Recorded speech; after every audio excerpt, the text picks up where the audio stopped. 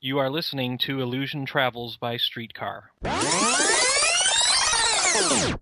Well, who's typing? That's probably me. I'm doing a blog post. Sorry. Oh, you're doing a blog, but well, it's amazing how panelists think they can just No. multitask. Once we get going, I promise. I'm darkening the screen. That's right. We are not officially on. That's fine.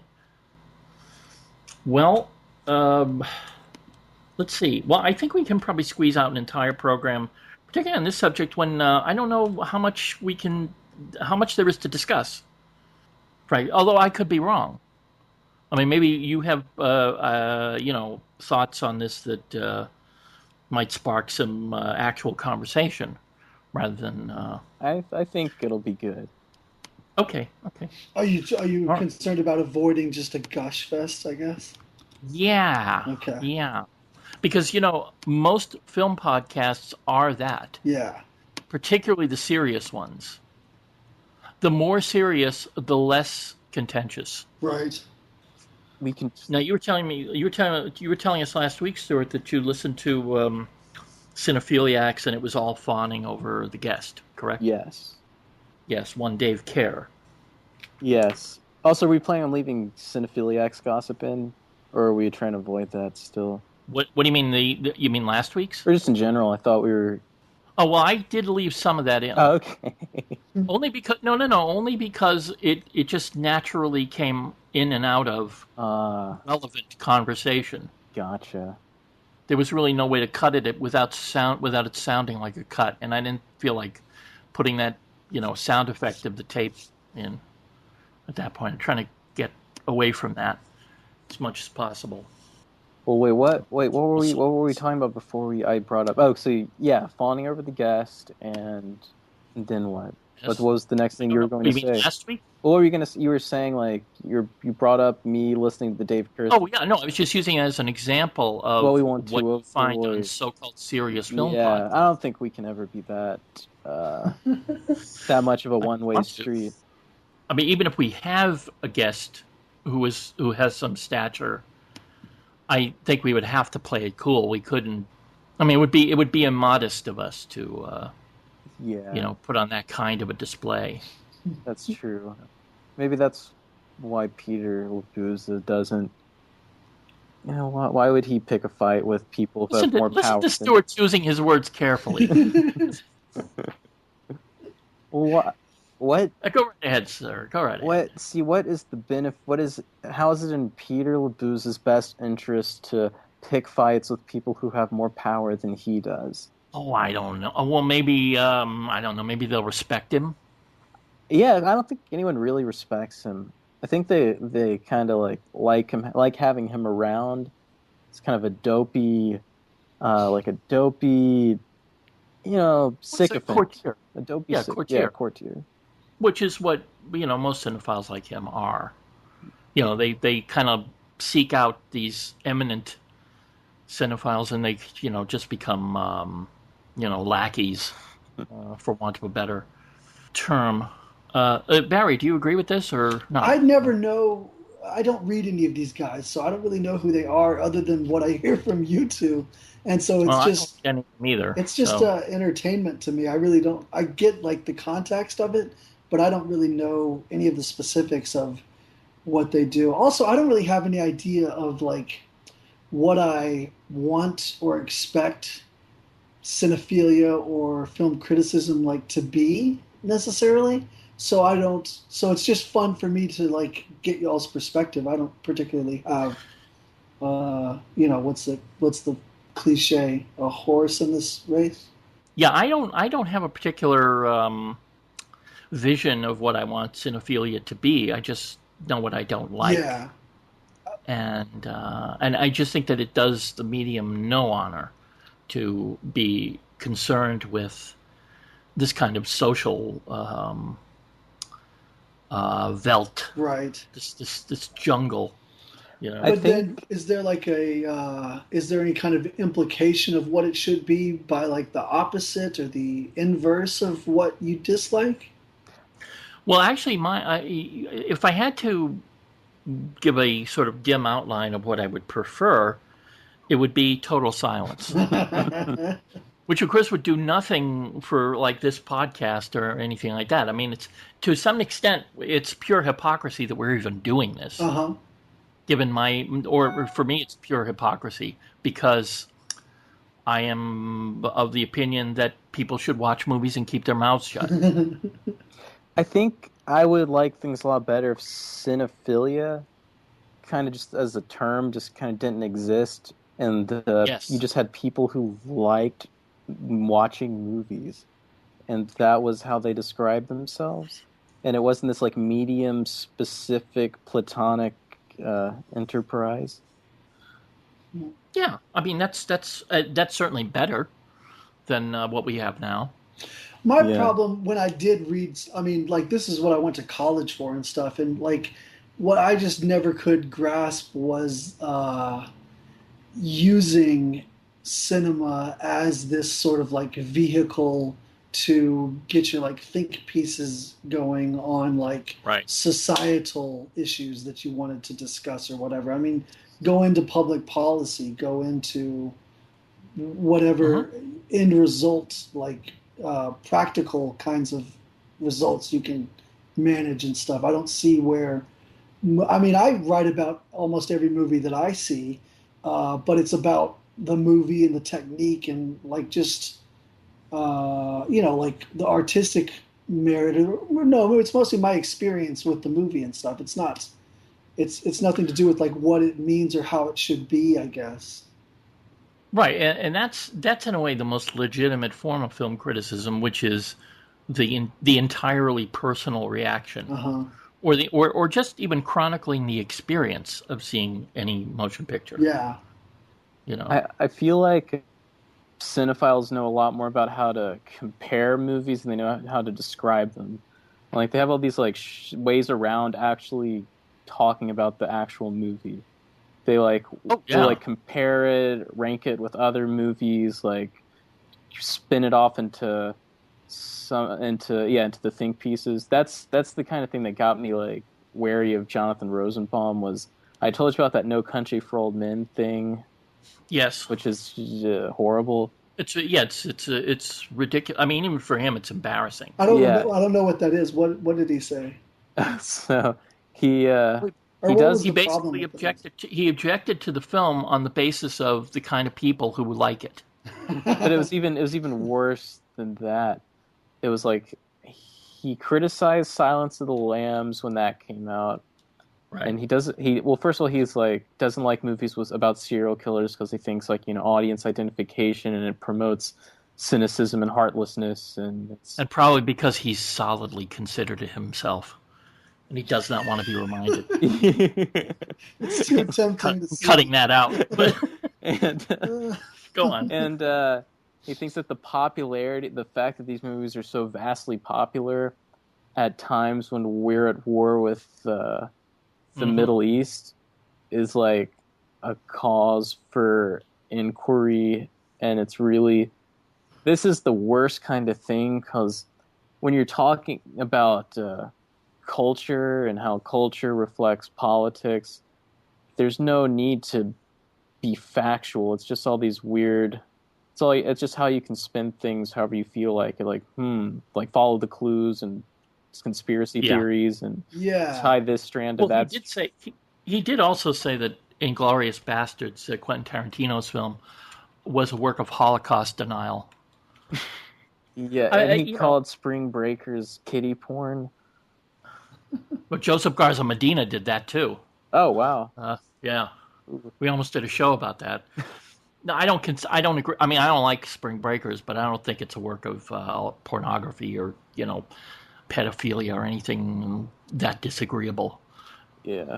Well, even something like if you object to Spring Breakers, like on those grounds, how is that like a surprise to you? Did you not see Ken Park? Did you not see Kids or something? You know what I mean? Like, well, that is a good point. I mean, we do tend to forget that Harmony Korine did write those films. We attribute the the uncomfortable content in those films to Larry Clark, and I think rightfully so. But Harmony Korine, it's not a mistake that he's there. Right. I think with Harmony Korine, because it's not something that pops up in his work over and over again, is doing it just to be shocking. He's being transgressive, because that's what you do when you're a serious filmmaker. Now you're supposed to, But I don't think that he takes himself that seriously though when he does it, and I think that Harmony Korine. Yeah. Oh, when he does that. Oh, okay. Because in other respects, I would say he takes himself far too seriously. Well, I mean, I think he has fun with being shocking and how Basically. and that it's like more multifaceted than just being shocking. I think like there's like more like schlock horror directors that make like those like mid 2000s torture porn kinds of movies and stuff where that's really like mindlessly shocking and it just sort of stops at being shocking. Oh yeah, I'm not saying Harmony Korine's a bad filmmaker. He's not at all. Yeah. Even though they're most of his films, I would say I'm not fond of. The ones I am fond of, I am quite fond of. But You like Julian Donkey Boy, right? Yeah, Julian Donkey Boy is really good. I haven't seen it. Though I almost threw up once when I heard Harmony Korine. They were interviewing him something at Lincoln Center, and they ran this on the Sundance Channel back in about 2000. He called himself like the inheritor of the mantle of D.W. Griffith. And see, I think that he does in his interviews and his like personal appearances and like being on Letterman and stuff like that. That's when he is being like shocking for shocking's sake, and that could be to just sort of promote his celebrity and to be able to like get access to resources to make the kinds of films that he wants to. But I think once he's making movies, he's pretty instinctual, and most of the time it's really beautiful. Like the best parts of his stuff aren't necessarily the shocking things, but I do think that sometimes the shocking things kind of have like deeper layers to them than just like, oh, now this kid's got AIDS too, or something like that. You know what I mean? There's a little bit more to it than just that. But at the same time, Spring Breakers was amazing because it was so blatantly designed to be read as superficially as like its target audience that it's like kind of skewering at the same time. I thought that was pretty amazing about it. I like Spring Breakers a lot. Just it was like such a fun experience. I like the colors. Really? I like the looping audio and just like. No, that's not what you liked, Stuart. What do you imply? What are you implying? Come on. I guess actually I was a little bit like disappointed, or not disappointed. I was kind of underwhelmed when I saw Spring Breakers. I think I had to hype it up in my mind, like the possibilities of what he was going to be doing with it a little more than what he actually did with it. But a couple of the sequences in there, like when the faces are morphing at the party, it's very like stylized and digitally treated. I thought that was like really amazing, and the way that he sort of depicted that that modern like Christian campus culture with like the cool preacher and the Ed Hardy shirt talking to him and stuff. Like I just love when he finds those kinds of pockets of like Americana, which are so like, to me, like really just like thoughtlessly junk culture that shouldn't even be like considered, but he'll frame it in such a way that it's really like, he'll aestheticize it in like a really interesting way to me. One other thing about him is, can we agree that he desperately wants to be mainstream now? I hope not. I don't know that just because of Spring Breakers. Or I mean, that's what I saw a lot of in Spring Breakers. He really wants more people to go to see his movies, and is ready to make the certain compromises necessary. Like what were the compromises? Well, I mean, having stars and I mean, I don't see it. To me, I thought that was just a means to an end. Like that's part of this, the shock factor, the satire of it and stuff, is that he's roping in like, ABC Family kids or Nickelodeon kids or whatever to go see these movies, and it's like if their parents knew what these movies were that they were going to go see, they would be sort of. You think that's what he's going for, that audience just to. I thought the whole thing was a very big sort of fuck you, but I didn't. I thought it could have gone even further and more, in my my instinct would have been to make it more mean spirited than he did. I think he sort of got lost in aestheticizing things, which is that's a fine place to get stuck in, you know, like Yeah. that Britney Okay, Spears montage. We are about to. We're set to proceedings, and of course, we're going to be talking this evening about Elaine May, a filmmaker who has only made 4 motion pictures. All of them good, I would say, and I think the rest of you would agree. I'd say at least 2 of them are like great. I think people were saying they didn't like the word masterpiece anymore, but 2 of them, in my opinion, are Who said that? masterpieces. One of my message boards that I check, I think, had a big Oh, one. I know exactly what you're talking Stuart, about. yeah, Stuart knows. Put those fruitcakes on. We're not dealing with those. Yeah. So, but to me, 2 of them are masterpieces. And we should say she's only directed 4 movies, but she's written tons since then. Oh yeah, as a script doctor, and Yeah. yeah. See, I don't even know where to begin with this, unless at the beginning. Stuart, why don't you start us off? Well, I want to ask Barry what the 2 masterpieces are. I think A New Leaf and Mikey and Nikki. I think Yeah. the first 3. I don't know if I could pick. You would include Heartbreak Kid. Yeah. Heartbreak Kid on the same tier as those? Okay. Yeah. Well, I don't know. I watched it most recently. Maybe I think like whichever one I watched most recently will like take the top spot. So. Okay. That's a good rating system, Stuart. I'm sure that's very effective for you. I don't know what it does for this program, but Brian, your assessment? I'll say masterpiece for Mikey and Nikki. New Leaf, yes. Though I'm very curious about that film, and I'm sure we'll get into it later. And then Heartbreak Kid, it's got to be right up there with it. And God bless it, Ishtar has its moments, but it also has its problems. Not that I'm sure that those are Elaine May's. They could be from other factors behind that film. You mean Warren Beatty? He's one of them, yeah. Yeah. Now, I'm not even talking about his performance. I'm just talking about his role as a producer, which, may have affected the final outcome of that film. There are all kinds of stories. Were they on bad terms during the production? Let's see. This is what I was afraid of. Come now. We haven't even gotten started. The story right behind it was that her and Beatty fought the whole time, Yeah. during the production, and then Of Ishtar. in post-production, which is another place we should examine, because that's where a lot of her troubles have always been. Yeah. The post-production area. I wonder if we've ever even actually seen a complete film that's her vision of what it should be editorially. Well, I haven't heard any stories about the Heartbreak Kid, her having trouble on that film. And that is the closest thing she's ever come to a mainstream success. True. But isn't that one based on Neil the Neil Simon. Simon play? From what I've read, and I don't know if this is true. Unfortunately, with her, a lot of what we know, we don't know for sure, Yeah. because she doesn't do interviews. She doesn't talk about her work at Yeah. all. But is that she removed a lot of the jokes from that screenplay, from Neil Simon's screenplay. Yeah, I know Yeah. she tried to kind of like work her way around it as much as possible.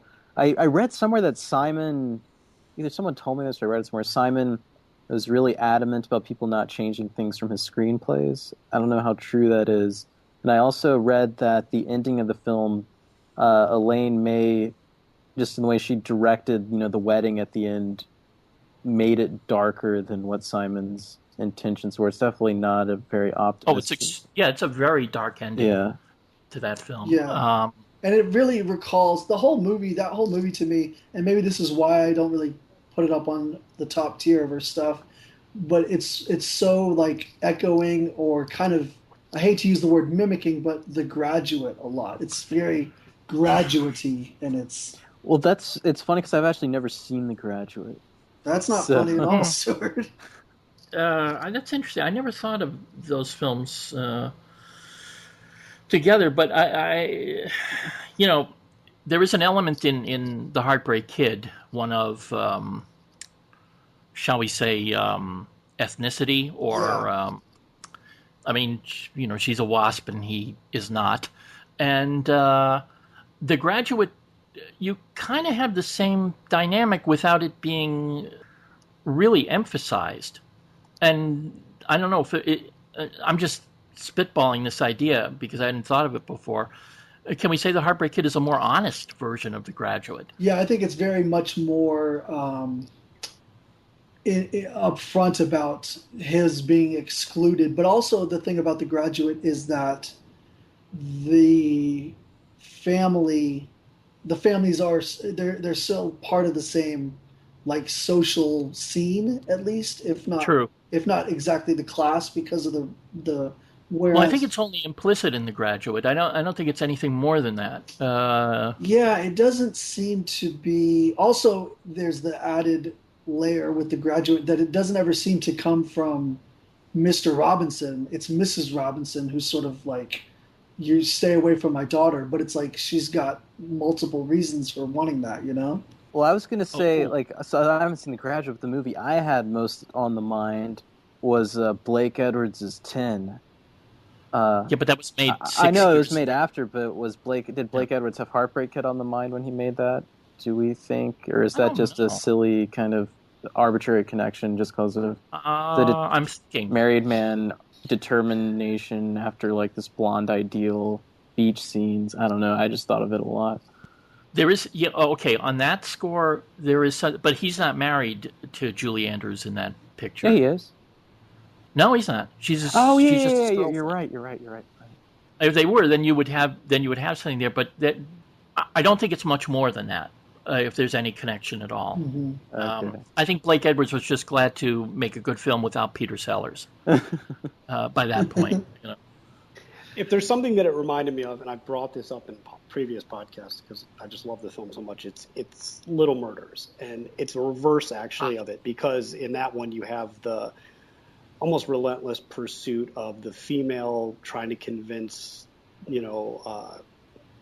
her love interest, Elliot Gould in that film, that they're gonna be happy together, they're gonna be happy. She's trying to reform a nihilist. Yeah, exactly. And there's the odd family dynamic. I mean, it's a completely different type of family with Vincent Gardenia. It's craziness compared to Eddie Albert's in Heartbreak Kid. But there was that weird, like, okay, now you're kind of also have to get the family dynamic and settle that out. But Although I just want to say this, because it just occurred to me, Jules Feiffer, who wrote Little Murders, and Elaine May, they both sort of come out of the same milieu in terms of comedy. Mm-hmm. I mean, a lot of the routines that she did with Mike Nichols when they were, performing, were virtually explored the same things: family, mothers. It's all the kind of 1950s psychology BS that was permeating the culture at that time. It was always sending that up, and Little Murders is certainly suffused with that. And I think that might be why I connected it to that too. Just that style of comedy, and a lot of the jokes actually, or the humor coming in the moments after you've had a second to process what's just been said and the way it's said in the thing. It's not like the actual lines are funny themselves. It's more of the reactions to them that I get the humor from. That's true. There's very few jokes as such in Elaine May's screenplays that I can. It's certainly not in her films. Yeah, that's what I thought was interesting when you were saying that you understood that she took out Neil Simon's jokiness, because I watched 2 movies with her that she acted in, and I can't remember which of them, if either of them are Neil Simon, but there's Enter Laughing and Love. Do you guys know either of these movies? Enter Laughing was written, I think, by Carl Reiner. Oh, did he write that? Yeah, and I know he directed it I know as well. he directed it. I didn't know if he wrote it, though. But Love was written by Murray Shiskel. Oh, okay.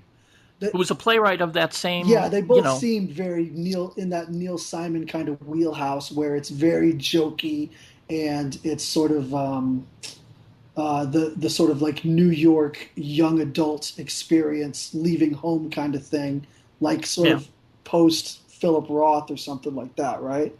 And very much so. But something like Enter Laughing has tons of very verbal, set up, punchline, standardized joke kinds of things. Whereas, like Heartbreak Kid and much more so the other 2 70s films don't function that way when it comes to their humor. Well, Mikey and Nicky, there's virtually no. I can only think of maybe one laugh in that entire film. I don't know. Well, For some one reason, real I laugh at a lot of it. I guess that it's just so dark. Grim. Yeah. I laugh every time I see it again because I've watched that more than most films, and it gets funnier the more I watch it, or the more I notice little things happening underneath it. But it's a dark humor. There's no doubt about it. I was gonna say, is it an uncomfortable laugh? It's certainly not the kind of Probably the kind of laughs you get out of a New Leaf. Let's say. And the way you guys are talking about Mikey and Nicky is the way I felt about Heartbreak Kid, and I didn't laugh at Mikey and Nicky at all. I thought that was like really brutal. Well, how many times have you seen it? I've only seen all of these just one time. So. Okay, yeah, like I would agree with you that I've seen Mikey and Nicky dozens of times, and it Wow. It's one of my favorite films.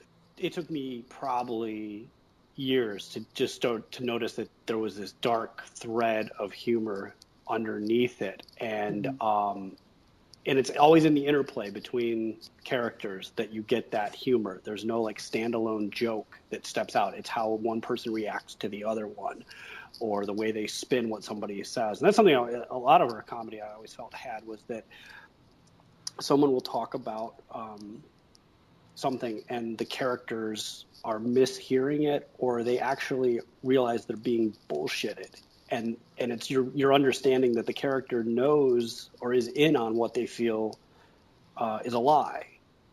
Well, that if there's a theme that runs throughout her, and I'm not the first person to say this. In fact, we were beating up on him a few minutes ago, but Jonathan Rosenbaum has pointed out, rightly so, that one of her great theme is betrayal, and the fact that in every one of her films, part of the central dramatic or whatever conflict is one character deceiving another. When you said betrayal, I couldn't think almost in an epic fashion. Yeah, it's like a very long sort of like conning or using of another person. Both of even in something like Mikey and Nicky, where it's supposed to be this like really intense best friendship kind of thing. That's probably the most emphasized of the one that emphasizes that theme the most is probably that movie. Well, Heartbreak Kid brings it up too. I mean, even at the honeymoon, she's like realizes he's kind of BSing her with all these stories about why he has to get out of the hotel and why she has to stay behind, and you get that glint in her eye of, I don't believe anything you're saying, but I'm willing to because I want to keep you here or keep you with me. Yeah, but I mean, she's from the beginning, she's extraordinarily timid. And if she were less timid, she probably would have called him out a lot sooner on his, well, I met an old army buddy, and, that nonsense. Well, Heartbreak Kid also, there's the element of the bullshit going on between him and, what's her name? The Shiksa. Sybil Shepherd. Yeah. Like, she's sort of kind of wavering on him the whole time and not quite... There's definitely. Well, I don't think she wants to confront how intensely he is taking all of this. That's what it is. Yeah, all of this attention. Well, I think even from the very beginning, it feels like just sort of a game to her, like this tease that she's putting on in Miami. There's the sense that she just shows up when he shows up in Minnesota. It's gotten serious. Yeah. And he, it's almost like a way between her and her father too. Like I felt like it was a repeated pattern for her that we don't see in this film, but that she's brings these men in or does something to kind of like agitate her father. And then... Can we say Eddie Albert is phenomenal in that film? Yes. When he says nothing, it's when he's at his most intense. Because that he's been through this before many, many times. And unfortunately, this guy is the most persistent of them all. And his anger is just, the way it just unfolds, it unfurls, is just masterful, I think. Yeah, and he has a great progression where he sort of tries to be real easy with him, like in their first scenes on vacation. And then by the time he's got him in his office, just like, okay, here's the fucking business transaction of get the fuck out of here. So few directors knew what to do with Eddie Albert. It seems like only her and Robert Aldrich knew how to use him. I can't even think of what else I know him from. What Aldrich movies he in? He's in Attack, Hustle, and The Longest Yard. And he plays really nasty people in all three of them. Yeah, I could see that. Well, I mean, he was mostly known for Green Acres, which he was. Oh my God, that's what I know him from. Yeah. Okay. Yeah. That's an amazing. Yeah, then that's an amazing transformation then, because I couldn't even see that being the same person. But some other stuff about Heartbreak Kid that I noticed in terms of like graduate-isms is that like that ending, which it's pretty interesting that you said that she sort of changed it to be that, but the way that the ending sort of echoes The Graduate, but then also there's just a few different like shots that she seems to choose with like the water and sort of like the serenity of like coasting and getting what you want in the middle of the movie when they're together on vacation when he's with Sybil Shepherd, and then also some shots with him very far away in their hotel room and some things like that. There were just a lot of visual echoes of The Graduate that sort of jumped out at me on this last rewatch that made me kind of think about how tame is a bad word, but like how sort of focused she was in terms of like making something very palatable and very like what the studio would want, and say like, okay, you guys loved Mike Nichols for this. This is kind of why you're wanting me to do it too. Here's a movie. I'm sorry about that last one and the fiasco with that. Here's me playing by the rules and stuff to an extent. Oh yeah, that's what I said. It's a much more of a mainstream film than any of the others. Yeah. Though I think just as successful as the others. Ishtar, as Ryan said, I mean, it has flaws, and there are various reasons why, but it's still, when it's good, it's just amazing. It's hard not to like that film. Oh yeah, especially like what you're saying about the scenes of people knowing each other or bullshitting them. To me, those are my favorite parts of Ishtar, is once they're deep into the plot and they're both sort of like bullshitting each other. Who told you that? Oh, I don't know either. That kind of when before, earlier in the movie, they had both been like beefing up each other's delusions so strongly, and now it's like the complete opposite. Well, and it's almost a carryover from Mikey and Nicky in that it's not the mutual betrayal between Rogers and Clark and Ishtar is not portrayed in a very comic fashion. It's almost serious, the way they're just kind of not acknowledging that. I forgot what I was going to say. Somebody grab. Well, I'll go back to this betrayal idea, because it's interesting that she always has partners who are betraying one another, but there's also, I feel, a betrayal of the individual characters to who they think they are. Well, it's usually by the person who's doing the most betraying in the film, but you see it in Heartbreak Kid first with probably Grodin thinking he's this great person or this great guy, and letting her down easy, and and also pursuing what it is he wants, like the kind of he thinks he's being gallant. Yeah, and then in Mikey and Nicky, you definitely get that case where there's this like, I'm going to treat you to these last days, and kind of we're going to relive some of the glory moments of our friendship, but it just can't hold up after what deal has been made. And the same thing goes in Ishtar. They're both like trying to convince themselves that they're doing what's best for their relationship or the partnership or their musical act. It's a little bit different in New Leaf for me, though, the way it is, because I think it's more like Walter Matthau has to really turn a corner before he even thinks of that. He sticks so long to his idea that he's just using her for the money that it doesn't come until late in the film. Yeah, everything, though, I've read about A New Leaf suggests that was a very different film when she finished with it. Well, it was supposed to be 3 hours long. It was supposed to, it was 3 hours, and it was very dark. It had like other subplots where he like killed off like her staff and lawyer and stuff. Yeah, and it does feel a bit almost not disingenuous, but just out of a kind of a surprise at the end that he quickly, kind of it's like embraces a very sudden, her. Right. Well, that's almost certainly a consequence of the editing. Yeah. Well, but I think it's still true to his character though, because it's not like. It's like all of a sudden he realizes that he misses her. She's another thing that he needs, like money, like his lifestyle and everything. And so now that now he has this new need. He'll go to any lengths to get that as well.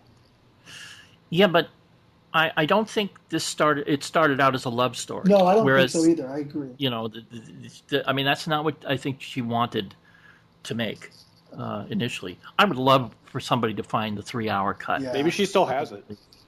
In the trunk of her car driving around. Exactly, like Mikey and Nikki. She just steals the negatives and drives off with them. You know, holds them for ransom. Do you think that story's true? I think Rosenbaum is the one who first floated that one. Am I wrong? I got it in the Biskind book. Easy Riders, Raging Bulls. I remember reading it in that one as well. I think it's lore, but you know, I'll embrace it. Yeah, supposedly her shrink kept it for one. You know. Well, didn't she marry her shrink? That she very well may have. I think so. No, she's still married to him, or that was their last marriage. Well, she can't still be married. She's with Stanley Donen now. Well, yeah. Which, I mean, God Almighty, who wants to think about that pair? So, Tom, you don't have high hopes for that collaboration? No, who's going to insure that picture? He's 97 years old or whatever he is. You can. Paul Thomas Anderson will sit next to him and sign on to finish it. Actually, she should, and I hope he croaks on the first week. Then she'll take over and finally make another film. That would be great, actually. I'm with that. Because God knows, you know, it's one of the minor tragedies of American film that she's only made 4 films. Yeah. Yes. But like you were saying about how the last one, Beatty sort of used his pull to get her to do it, and then I guess they had a falling out. Is that what y'all have read? Well, no, I think she wanted to do it, and Beatty felt that he owed her, so he decided to produce it, which got Columbia on board. Right. And everything kind of spiraled out of control during the shooting, and it ended up costing more than Heaven's Gate. Yeah, but it also wasn't it a matter of like that the stories about it costing more than Heaven's Gate sort of became this runaway thing, and so there was just like people just wanted it to fail. They wanted another Heaven's Gate to be exactly the bill. Because really, I mean, if you watch that movie, like I just watched it again this afternoon, and what I was thinking a lot about was like, you know, those like bad like John Landis movies or like Spies Like Us. It's pretty much, to me, Ishtar is like Spies Like Us almost beat for beat. Although I think she was also aiming for the Bob Hope, Bing Crosby. Oh, totally. Yeah, I think that's pictures. What they started off writing. But I think once they were editing it and putting it together, the way that it plays and stuff like that, and it does have an '80s gloss to it. Well, it's got the whole like it kind of I don't even call it counter-terrorism or counter-insurgency thing that was throughout so many of '80s action movies. And like Spies Like Us is a great connection, because I think, in many ways, Spies Like Us was trying to mimic those same films, you know, with Chevy Chase and Dan Aykroyd running around like Bob Hope, you know. But it was always about that, you know, the big bad foreign enemy over there and the bumbling idiot stumbling their way through, you know. Well, yeah, to me, Ishtar is better. Oh, Ishtar is far better, no doubt about it. Yeah. But the thing about her that I find fascinating is that you got all like these 4 little films that all happen in sort of different eras, and they actually take on weird kind of, you know, zeitgeist of that era. Like you see it in Ishtar, you see the whole '80s aspect to it throughout that film. And in Mikey and Nikki, you've got the Cassavetes thing and the like independent '70s films coming out of it. You know, where you got these studio films from New Leaf and Heartbreak Kid.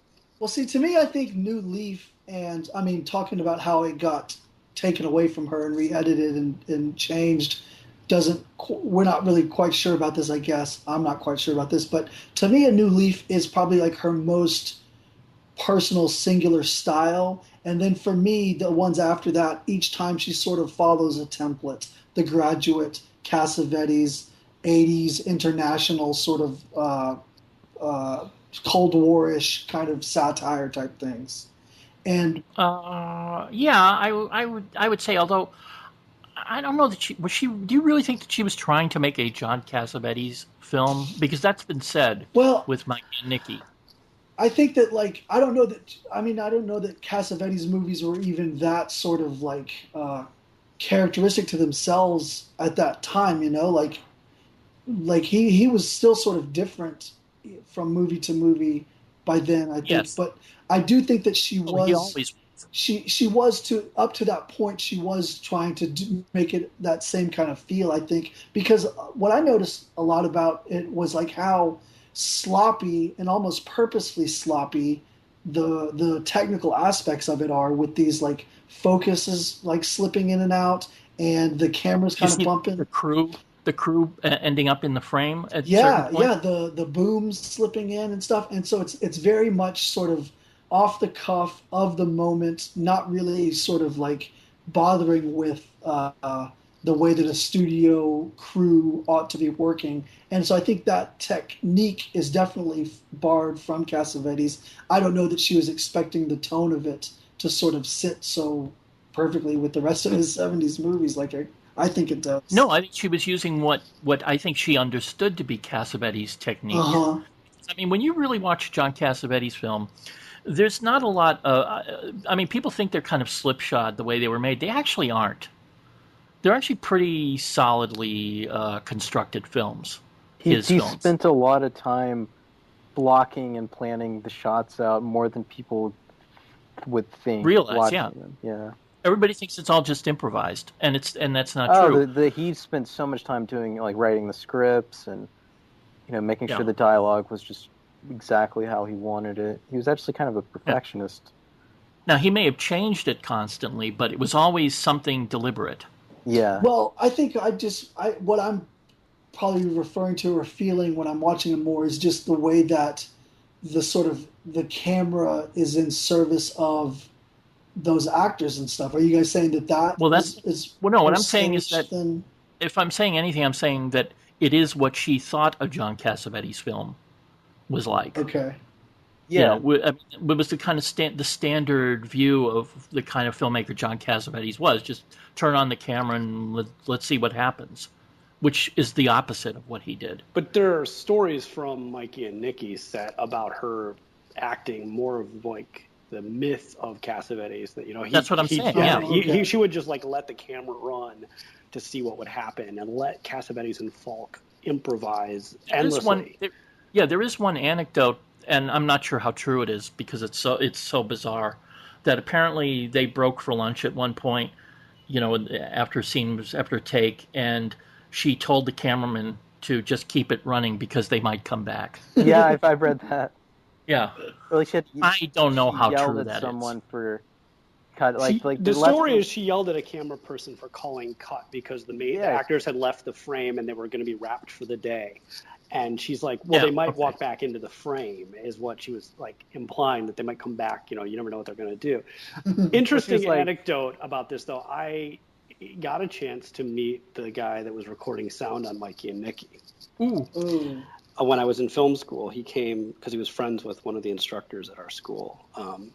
Was this John Strauss? No, his name was Chris Newman, I believe, is the person that's recording. John Strauss, the sound.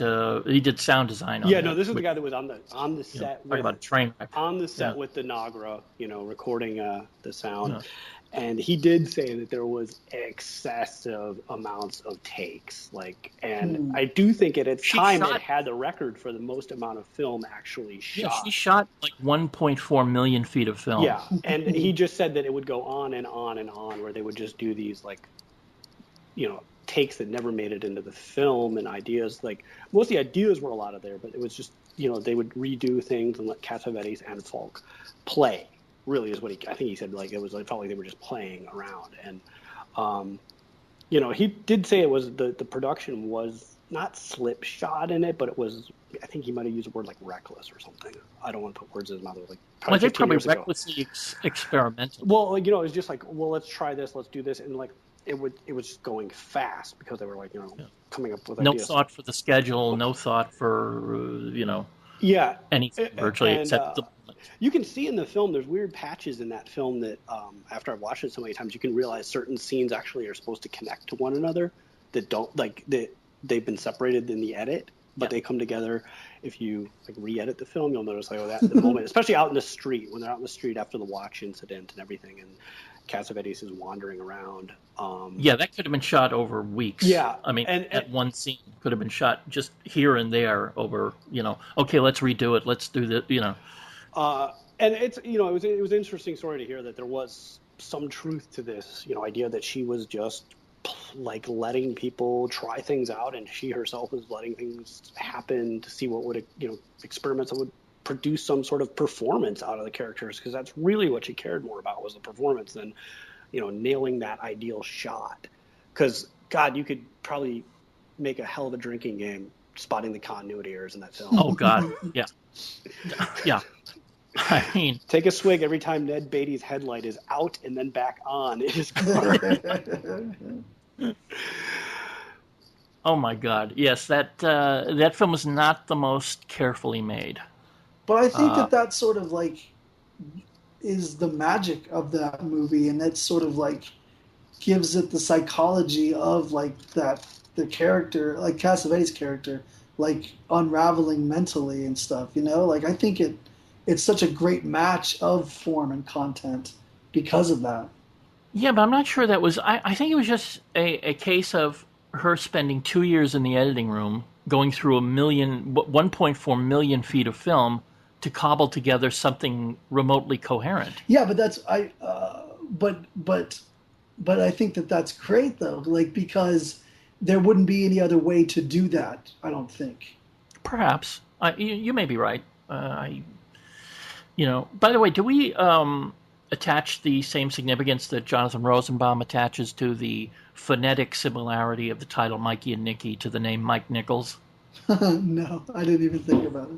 Yeah, I don't see much significance in that myself. What was What was Rosenbaum even trying to say about that? He didn't go into that. He didn't really, because I think probably he would be speculating a little too wildly if he tried to attach any significance to that with a film where one person ends up murdered and the other one. Well, who is supposed to be who? I wonder. Was she murdered by Mike Nichols? Well, I know there was. I know there was a period. It's when they finished their act that they were not speaking to one another. Yeah. But obviously they worked together again many times. So yeah, it couldn't have been that bad. I don't know. I'm just throwing that out there because I've never understood why Rosenbaum felt it was necessary to mention it. That's fun. I like it. Stuart, comment. It's just what he does. He has to. Oh, let's not beat up on Jonathan Rosenbaum all night. Okay, let's talk about. So I think I'm more sour on Ishtar than you guys. Now, why is that? I think it's the 80s-ness. I think it's that what I like so much about her first 3 movies is the sense of how uncomfortable and how long the uncomfortable scenes last, and how she doesn't cut them off when you want them to, or when she just keeps them rolling. Like there's stuff in Heartbreak Kid and Mikey and Nicky that just doesn't end. These horribly uncomfortable scenes and it's I can associate Heartbreak Kid with kind of a 70s popular comedy at all. Like I don't see where he calls off the marriage at dinner, where that scene could fit into any other mainstream comedy. It's total. That scene, that scene is a perfect example, I think, of what you're talking about. It seems like it never ends. Yeah, it just, you want it to end. It's just excruciating. And watching her react to it. Yeah. And Ishtar, it kind of, to me, it's the least well. Just to what I was expecting or wanted. It's the least well edited. It's more jumpy and montagey and plot heavy, and this short instance. Well, the first half hour is certainly. First half hour of Ishtar is virtually an hour's worth of story packed into a half an hour. Yeah, it felt really condensed and speeding along, and I wanted more kind of luxuriation in the characters. Again, it may be that there was more of the kind of material you're talking about, that uncomfortable kind of cringe comedy, if you can call it that. And Warren Beatty just didn't want that in the film. Yeah, I think Beatty was definitely playing ball with, because he really hadn't made a lot of movies at that point either. So he was very, he's such a careerist that he's going to be doing whatever the studio wants him to do at that time. And like at that point, studios are so different. So they want something that's plotty, that's going to be edited the same way that it was written. And also, I'm sure that the way that it was written to begin with was very much in that Bob Bing kind of same kind of thing. The Road to movies Right. don't have anything going on either. They're very to the point. Here's the joke, on to the next one, and so forth. So the only problem I really have with Ishtar is just sort of once they're in the desert, like two-thirds of the way through the film and stuff like that, when it just like that auction scene, just when some of the humor just starts falling really flat because it's trying to be so generic and so palatable to a mass So audience. mainstream. Yeah, Yeah. it's making jokes that aren't about how bad these guys are at their lives and stuff like that. To me, that's a very sort of like I don't know if subtle's the right word, but it's definitely pitched in such a way that to get it and really enjoy that kind of humor, that's not really for everybody to like go, I love how horrible these songs are and how clueless these guys are. I love like kind of condescending to these guys. Most people don't want that in a movie. They want something silly like, oh, they both know each other's silly language and stuff. That's a real easy generic joke that could go into anything and stuff. And that's where the movie kind of loses me, but then it gets back to being really funny again by the end, I think. Something like Spies Like Us, though, just completely derails into those generic jokes and serving its plot points to wrap it up and stuff like that. And it doesn't sort of come back around the way Ishtar does. And that's why I think Ishtar is like a better movie in that sense. Well, is it possible that, I mean, we don't know this, that Elaine May saw a way to revive what she thought was a way to revive her directorial career, and so she thought, she would sort of compromise with these, mainstream comedy. Yeah, that would be my guess, is that she really did think, okay, this is a comeback, and I definitely got to learn to play by the rules. I think she was back in that Heartbreak Kid mindset of, okay, I'm sorry I fucked up the production of the last one. I'm going to play by the rules this time. And Well, it was 11 years since the last one, so yeah, it was. I think people, the production of Mikey and Nicky, nobody just acknowledged it, that it was just such a train wreck. Yeah. Even though the film that emerged from it was extraordinary, but it was like, okay, I don't think we want to have anything to do with this person anymore. Uh-huh. So that's why she didn't direct another film until, she got Warren Beatty as sort of her producer. Yeah. Well, the other thing is with Ishtar, the sense in which we have the running theme of the, self-deluding protagonists and the self-deluding, but then also deluding each other and having, the betrayal. Like, I thought that Hoffman and Beatty were more like shticky and cartoony, even like I couldn't really buy even the more like attempted, like the more painful scenes where like in like the Heartbreak Kid, there's something comical and slightly exaggerated about Grodin's persistence and his excuses, but for the most part I really buy that character in a way that I don't really buy like Warren Beatty and his southern accent and Dustin Hoffman wanting to leap out of the like trying to commit suithide, and they don't ring as true to me. I guess. Is that the same for you, Stuart? Is that the same for you with Mathau and A New Leaf? Is it too cartoony as well? No, actually, I like A New Leaf a lot. It might be my favorite, actually.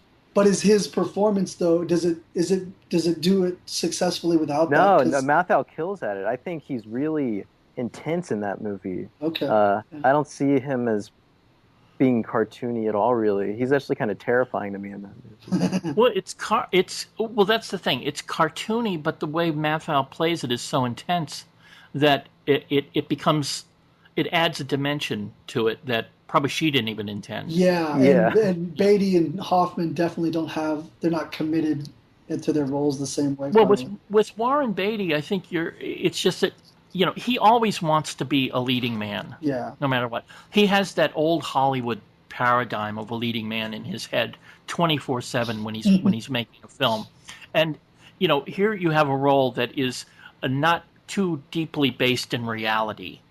or in any conventional, romantic lead or anything like that. And he's trying to drag his performance into a movie star performance. Okay. And that's just not what she's written. Yeah, I think Dustin Hoffman did a lot better job with being funny in that movie. I don't know. I thought he got the sense of what his because character... he's not afraid of looking ridiculous, whereas Warren Beatty is. Yeah. Yeah. Thank you. But that's like that was the big problem with the film when it released. I mean, that's what a lot of people were griping on, is that Warren Beatty was cast against type.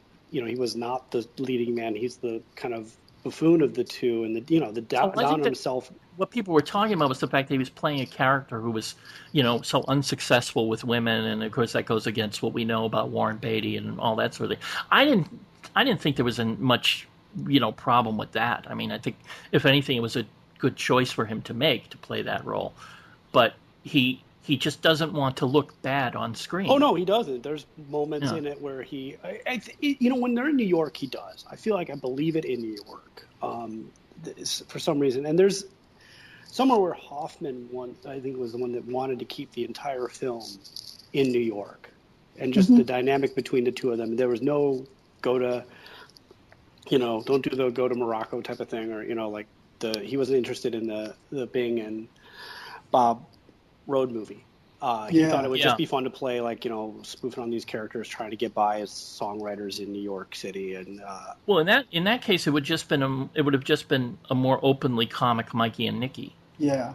Yeah, and they, it was Beatty and May who decided that, no, we said when we sat down that we were going to make one of these road movies, and that's what we're going to make, and we're going to make an epic, because I mean they didn't have to go out to the Middle East to shoot all of that. Right. No, and they could have used any desert on the West Coast. Well, no, there was a reason they went there, wasn't there? Wasn't it like who they wanted to spend more money than they should have? No, I can't. I don't know. I don't know this part of the production history. The production history with it was whoever. Who financed this whole thing? Columbia Pictures had owned or was owed money in that country, but they couldn't. And they can't spend it outside of the country. Can't spend it outside of the country, so they said, okay, we'll go ahead, we'll send the production over there. And this was a period where it seemed like the ownership of Columbia Pictures was changing every 6 months. Are they the ones that Coca-Cola bought and sold? In fact, I think Coca-Cola bought them virtually around the time that film was being produced. Yeah, and so now that film was in production. That was the idea. That was that they just had to go ahead or they could go ahead and make it there anyways, because they were owed money there, and they could film it. But then it didn't help the case that when they got there was a whole bunch of political turmoil anyways. There was one point where I think somebody had plans to kidnap Dustin Hoffman. Oh wow. Yeah, there was a whole big article one time about all the troubles behind this film. And the thing is, wasn't it really heavily reported on even before it came out about being a train wreck? Whereas what you were talking about before, Barry, you were saying that they wanted another Heaven's Gate, and also, but to compare that with Mikey and Nicky, there wasn't Entertainment Tonight in the same kind of way. There wasn't sort of those background stories told the same kind of dirt digging, I don't think, right? Or am I? Right. Do I have that wrong? No, you're right. Okay. You're right. Yeah. No, so this was all they went over to Morocco because you're right. It was Colombia and Coca-Cola that had and Coke had money in Morocco that they could spend. And while they were over there, that's when there was I think PLO had just been bombing somewhere over there, and they had taken a cruise ship hostage, and there was threats about all this stuff that was going on. Wow. And then Elaine May was causing problems, or so it was told by people who were there, that she was demanding ridiculous things like shooting in the middle of sandstorms, and that she wanted to level whole dunes and stuff like that to make this film. But there's also this I can't remember who it was, but there was someone back in the States with Columbia that was supposedly sandbagging the film as well. And I can't remember the exact reasons, but there was one particular person that it was a Beatty or a critic said that was this was the person who was really leaking a lot of information and distorting things to try to bring down this film for whatever reason. Oh, was it David Putnam? Yep, that's it. I think it was David Putnam that was trying to totally, and they used some term for it. Yeah, he was production chief over there, and he was not happy that Ishtar was on the roster. Yeah, and so this was like a lot of the stuff that was coming out before the film was designed to just, kind of already sour the audience to it, and give it an idea that it should be, this should be panned as a film. Yeah, which did him no good because he was out of a job less than a year later. I mean, he was back to producing, commercials or whatever he was. Well, that was the thing when he was at Columbia. He was greenlighting a lot of films directed by his proteges in commercial directing, people like Frank Rodham and Adrian Lyne and Great. What a cinematic gems to add to the crown. Yeah, I have a story about meeting someone from Ishtar, actually. Late on. Paul Williams. Instead of complimenting him about like Phantom of the Paradise or any of his other great movie connections, I met him and I said, I love the songs from Ishtar.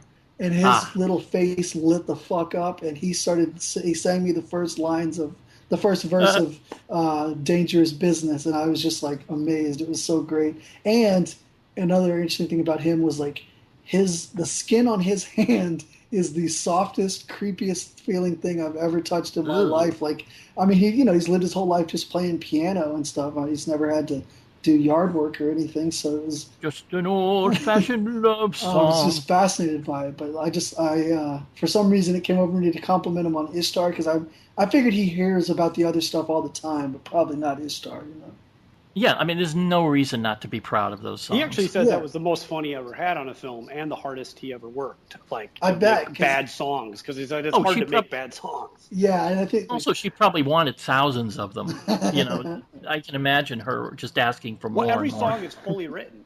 Like every single one, I guess, was a full song. Even the ones that you only hear like a line. Maybe not. Yeah. I've heard that she said write full songs and we'll use what we use. Which makes sense if you listen to, you hear the stories of Mikey and Nikki. True. Sometimes you wonder if she thinks she's making documentaries. Yeah, I mean, we don't know with her because she never. I don't think she's ever given an interview about her, which normally, I would say is a good thing. But in her case, I would kind of like to know at least what she has to say about her filmmaking. Yeah. Just so we know at least where the lies are. Where what she wants us to think and whatnot, because it's really a mystery with her. What's behind her films.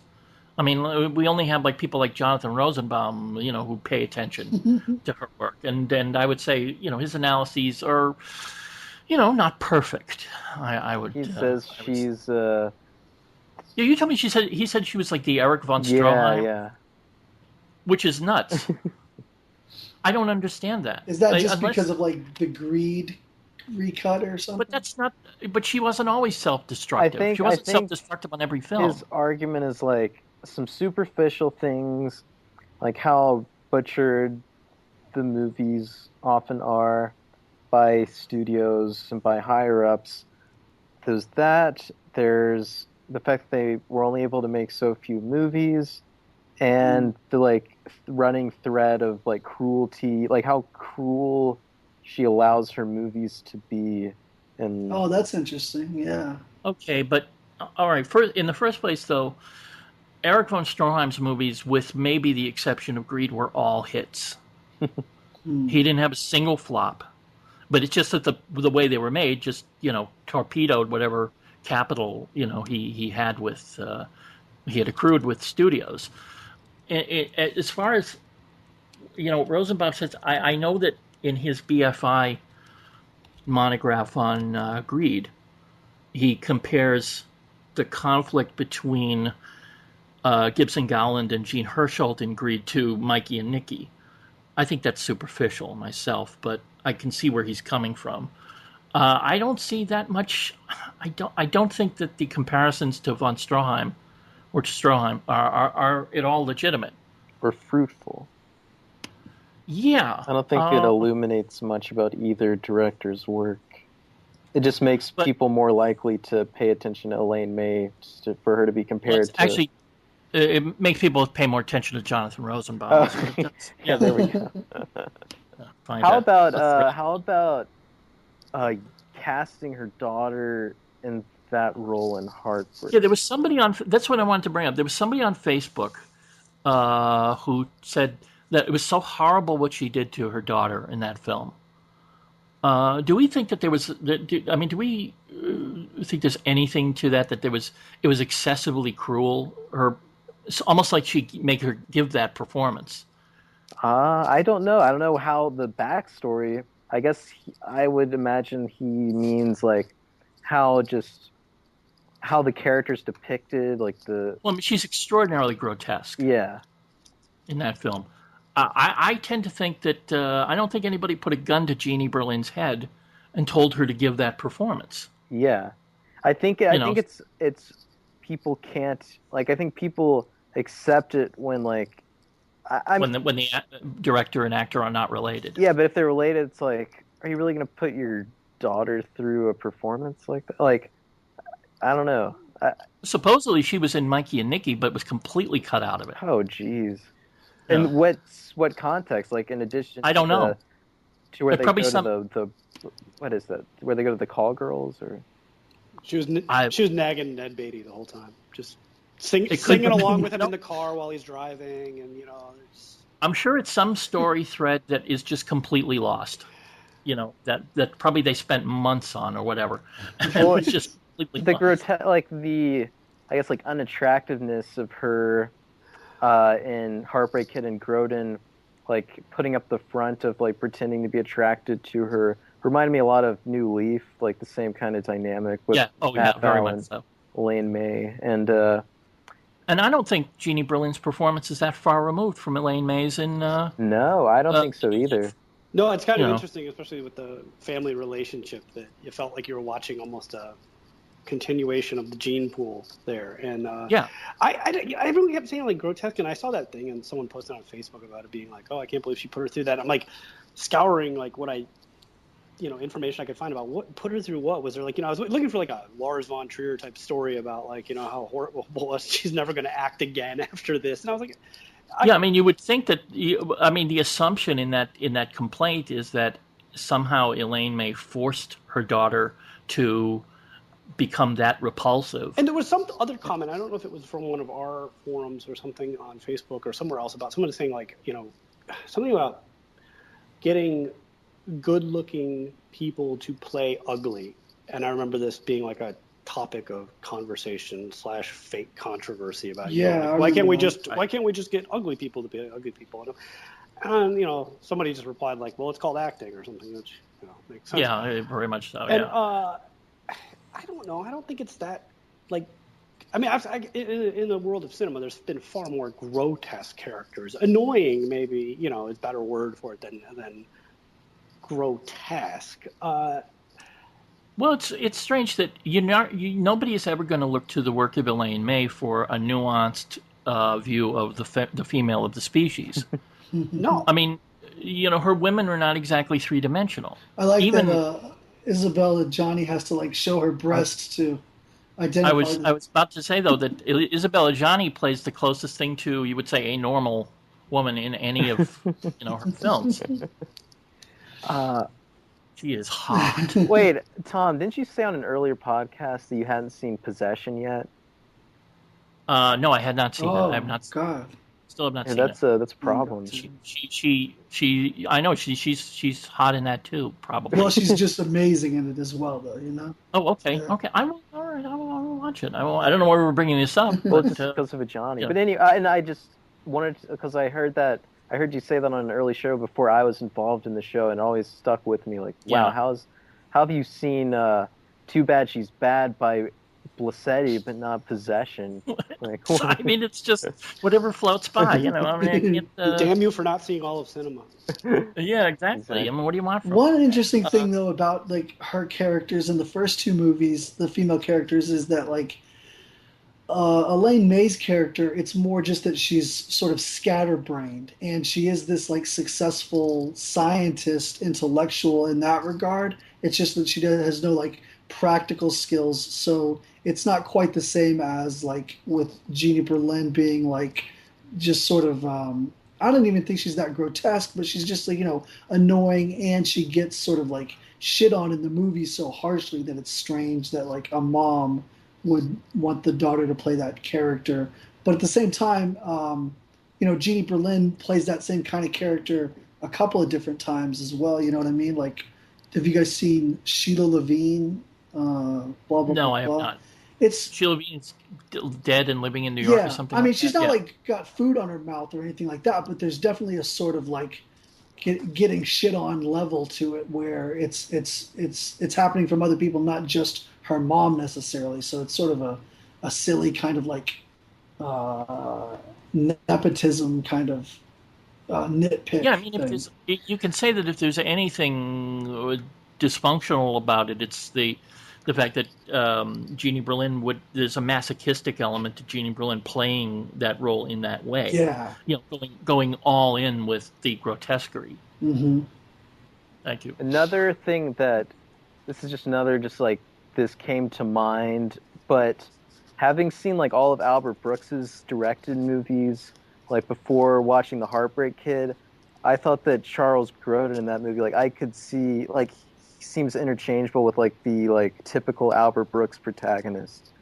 Does anyone agree with that? Well, there's also the shade of Woody Allen in that performance. Well, there's something about the persistence in getting what he wants, the pretending that he's doing it while also, covering while also kind of providing for, his wife, and like not really being such a bad guy that he's making the necessary like trade-offs, but while also like he's pretending to be a good guy, but also he's not. But also he's not. He's pretending, but he also kind of believes in how he believes he's a good guy while he's pretending and clearly like he's both calculated and not at the same time almost. Like, yes, it's really like a hard line to play kind of, and I think he and Albert Brooks, like I don't see many other like comic personas that are.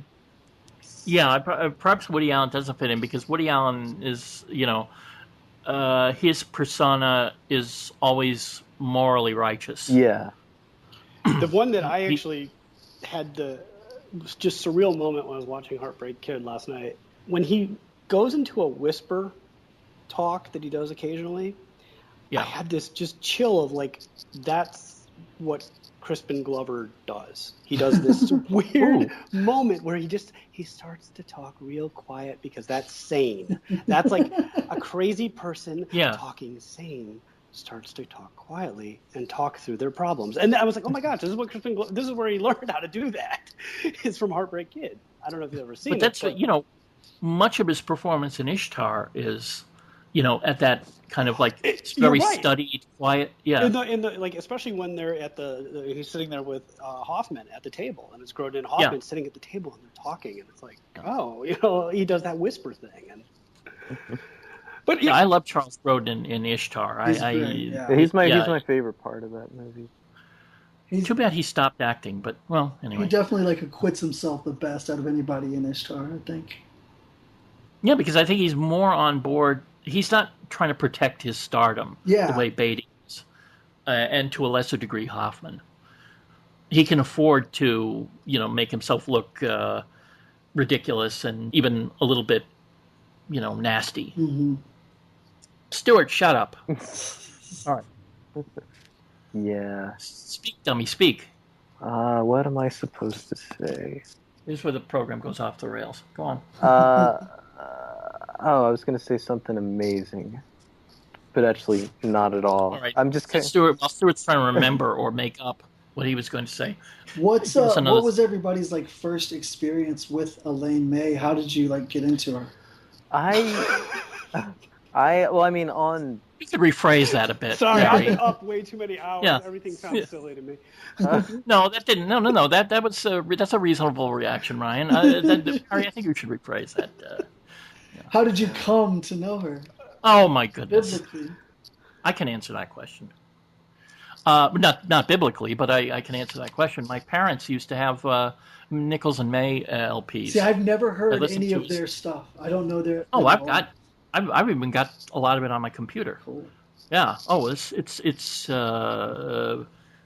glorious. Mm-hmm. That's all I can say. No, but as a child of, say, like 6 or 7, I used to listen to that stuff. I didn't understand any of it, but Yeah. fascinated me. Well, that killed everything. Oh, Stuart, my why don't you answer? okay, so Yes, on the now defunct message board, of course. that shall never be named again. There were so many people who were into Elaine May just because, like the auteurists, like following the Rosenbaum canonization, like she was just Yep.